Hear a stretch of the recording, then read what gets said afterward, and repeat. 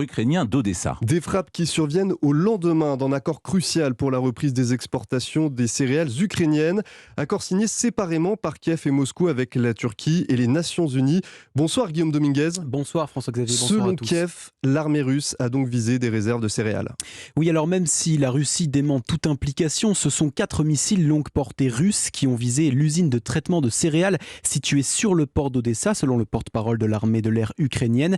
2 ont été stoppés par le système de défense antiaérien de la ville, mais les 2 autres ont atteint leur cible, détruisant une partie des 25 millions de tonnes de grains stockés par l'Ukraine.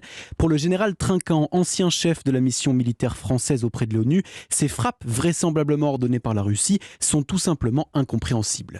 L'accord signé hier permettait à la Russie de dire au monde et à l'Afrique et au Moyen-Orient qu'il faisait une réponse à la demande de livraison des céréales. Et donc c'était un geste de bonne volonté de la part de la Russie. Or aujourd'hui, des frappes sur l'endroit d'embarquement de ces céréales est totalement incompréhensible parce que c'est un message à l'opposé de ce qui avait été envoyé hier.